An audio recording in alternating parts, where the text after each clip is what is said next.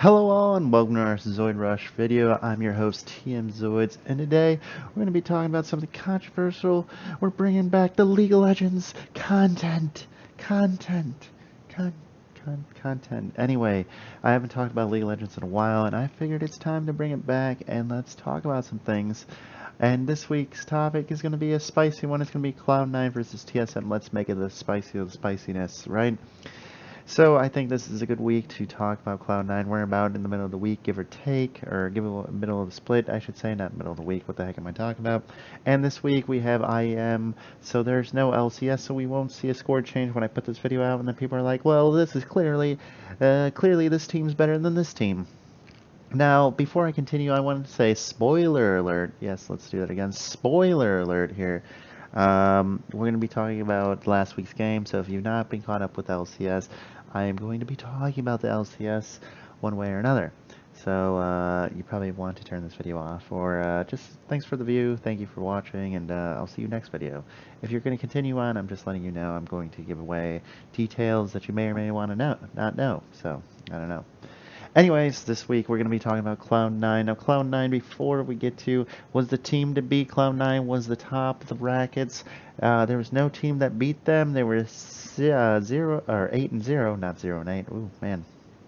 0-8, 8-0. Ooh, man, why do I keep doing that? Anyway, this their name. They're at least gonna go 9-0. Let's be honest here. They just need one more win, and then they can retire for the rest of the split. It'll be fine.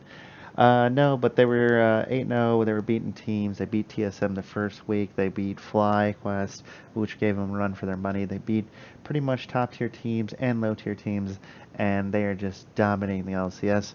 As Birgerson said it, hey, this is the team to beat. This is the team you want to prove yourself. Whereas TSM kind of came struggling out of the bat, like as always. They lost to Cloud9, of course, the first week. Were fighting their way back with a 1 loss, and then they get 2-0'd by Phoenix, P1, so that is always interesting, and that might be in our video in itself, talking about P1, CLG, and a few other dark horses, quote-unquote dark horses. Now, what do I bring this up with is now that I'm just going to do this, we're in the spoiler start, so if you're still watching the video, I'm warning you now. This week, Cloud9 have had their first 2 losses, and TSM now goes 2-0 in the week and ends up tying for first place with Cloud9. Now, I'm not going to specifically focus on, who they fought or who's better and individually. I'm just going to do a more broad overview of both teams and kind of give you my opinion which one is better. Now, before I continue, you got TSM here. Hold on, wait for it. Do you hear it? Yeah, there it goes, the chanting. TSM versus Cloud9. When I say Cloud, you say 9. Cloud 9. Oh, yeah, Cloud beautiful 9. chanting. Beautiful chanting. And let me tell you, these both teams are both beloved, have great fans. And a lot of people say I give TSM too much slack. Every time TSM fails, I get on their back, but I never give them the recognition they need. And, most of you would say I'm a Cloud9 fan if you know me. I'd say for NA, I'd be mostly Cloud9 for the most part, since Gambit is no longer with us in the LOL esports scene. Moment of silence, please. Anyway, enough dramaticness. Let's get right into it. With Cloud9 being the team to beat, they had pretty much the same lineup or same kind of people they had from last year. Just having a different jungler with contracts, and then we kept Smoothie as your main support and Bunny Fufu in the back line there, just in case things get a little fishy. And you also had C9 Ray, who has not seen a lot of play this split. He played a few games, but they're mostly using Impact, which is self-explanatory because I think Impact is at his peak. Well, not his peak, but he is probably the best player on Cloud9 right now. We'll go into that in a little detail. And then at Cloud9 we have Haunter. Nothing really changed here. The only big change is that we lost Double Lift for Wild Turtle. Wild Turtle came back to TSM after leaving for Immortals, and after the world performance, which I was disappointed with again, because I think TSM had the most of the high hopes and high dreams for TSM was last year. I think they were just dominating in itself. But that was the only change looking at the split now. So looking at these two teams, a lot of people say Cloud9's the team to beat. They're the best in NA right now, and I don't think anybody can compete with them, and I have to disagree. So looking around the team dynamic, just focusing on Cloud9. Cloud9, you have contracts focusing on the mid lane, which is kind of like TSM's kind of ordeal or kind of ideal 2 years ago. I think that if you got Bjergsen fed, that was the way to go. Bjergsen was the carry of the team. I think Bjergsen was on point, the peak, the best of the best. You couldn't argue with anybody else competing with him in the mid lane. If he got fed, TSM was going to win, and it all landed on his shoulders one way or another. This is before, I think, Wild Turtle was, or not Wild Turtle, Double Lift was on the team. So yeah, about 2 years ago. I think that's Cloud9's idea now. You're focusing on the mid lane. You got to get Jensen fed. Jensen's a very good player. He's already our star. We got to get him going. And he's been doing really well. I think Jensen's been very consistent for the most part. I mean, he has a few fed games here and there. But otherwise, I think when Jensen plays Rise or Echo even, he wasn't doing poorly. I just think overall the team comp and the compositions that they had was bad. That all being said and done, looking forward at Cloud9, I think they leave kind of impact in the high and dry area. It seems, like I said before, it seems that TSM is in its old TSM shoes, in my opinion. It's like impacts in the top lane, like ZoidRush was, and they would just leave them high and dry. It doesn't matter how bad or how good impact does, they're just going to leave him up there, and he'll be relevant one way or another. But it has been infecting the games, I think, recently, and I don't think that's the meta we're in anymore, where you can just get the mid laner fed and it's just GG, easy game. I think with Impact, especially playing on Rumble and his Rumble games, I feel that he himself needs to have some impact impact in the game. No, he needs to have some presence in the game one way or another. I feel that he could actually help carry the game, especially when he's on those rumbles and he's waved from a tank, because it's not as easy when you're on a tank. Up in the top lane is pretty much you keep building tank. You're going to be even if you die, you're just going to keep building tank, and you're just going to be this unstoppable force.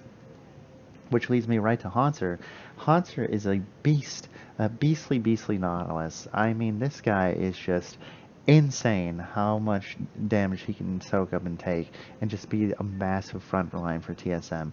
And I think he's filled Dyrus' shoes in a great way, and I think it was a great pickup, especially this year. I was impressed with the game that he had against FlyQuest, I believe it was. Was it FlyQuest or Cloud9, where he was Nautilus? Or I'm pretty sure it was FlyQuest. He tanked 31 tower shots, and this is, I'm talking about the Nexus tower. So there's 2 towers hitting this guy, and he took 31 shots as Nautilus.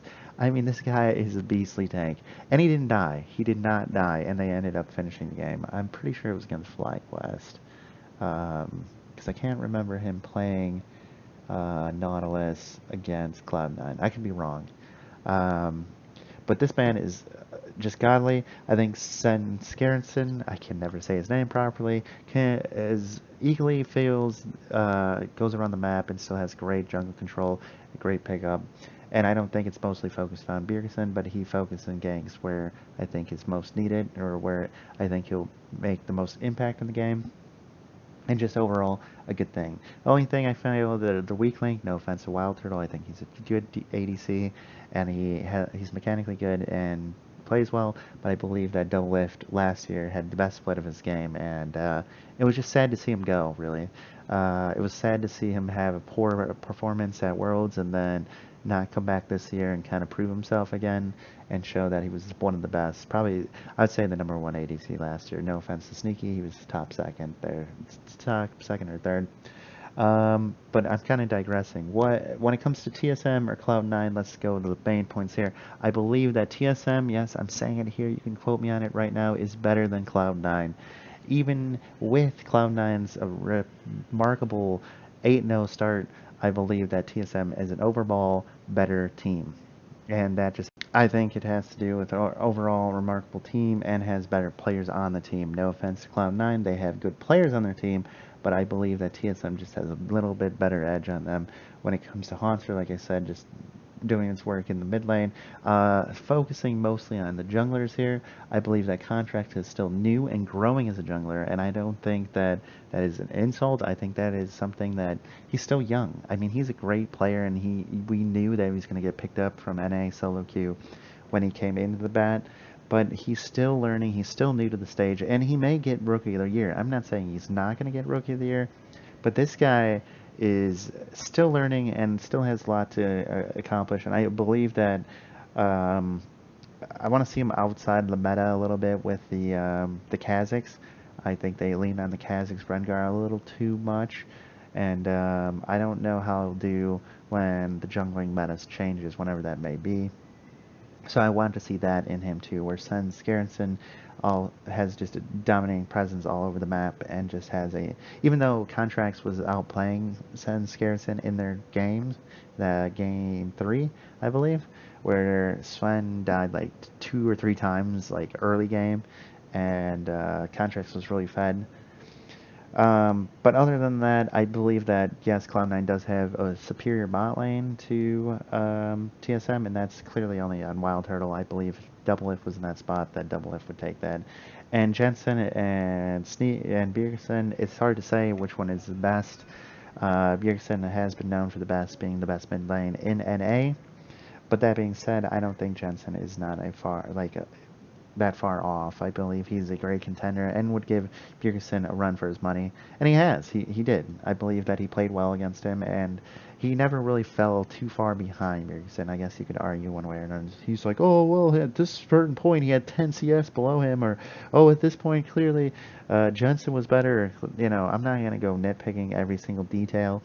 But overall, I think they are two the best mid lanes, like in the top 3 for sure. That being said, Cloud9 has a poor macro game. I just believe that Cloud9 doesn't know what to really do in the game, or they're just too slow at it. One of the two, I'm not too sure. I believe they're just too slow, honestly. They're known for being one of the first people to take their tower last, like first tower gold, first blood tower gold, or whatever you want to call it. They're slow with that. They're slow just rotating and just making decisive decisions. And it might be just a communication error. It might be just because, like I said, the jungler is at one point doing one thing and then somewhere else something else. I don't believe that they can really bite back when it comes to making a team decision elsewhere on the map. So, for example, if TSM is pushing top lane, I believe that Cloud9 sometimes doesn't make a clear, decisive decision to push either bot lane for that tower, which they did in one game, but I don't think that's always the case. And I just feel like they get lost in the game sometimes, and they're not too sure when to go for certain objectives, when not to go. And that was the next thing I was going to say, is objectives, not just talking tower-wise, but dragon-wise.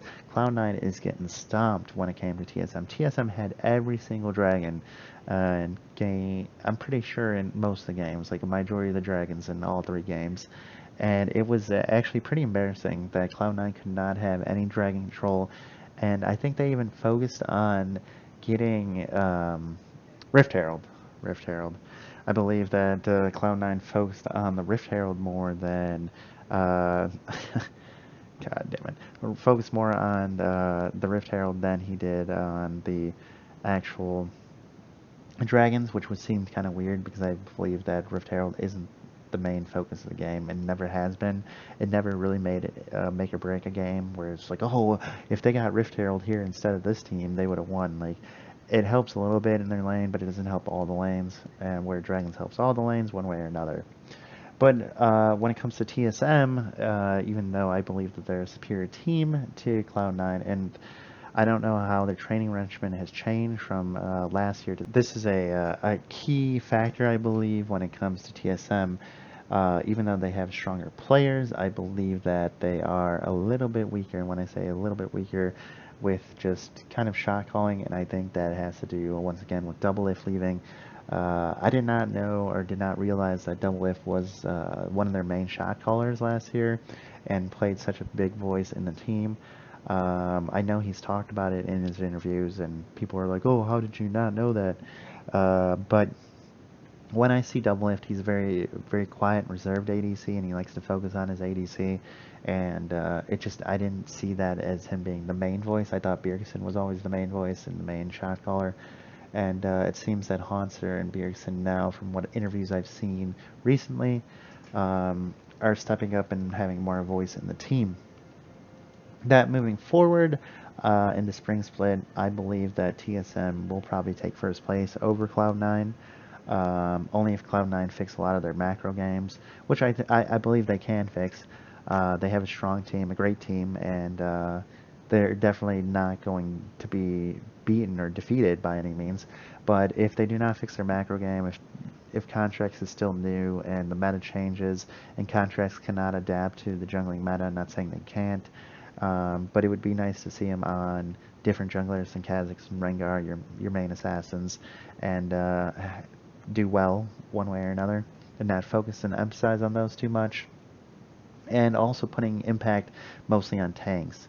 I believe even with the tank meta, the number one complaint, or a lot of people that I've talked to, has said, why don't they put impact on Gnar? He's a great Gnar, and why isn't Gnar in this meta?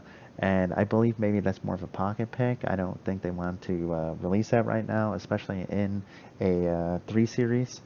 Gnar might be picked in a 5 series go-to. You always want to save those for situations, because that's why you don't see a lot of the champions picked until Worlds. I mean, Corki's notorious for that one. Orianna's notorious for showing up at Worlds. You don't see them all year, and then all of a sudden they show up, and you're like, oh, well, they were played once here. But that's besides the point.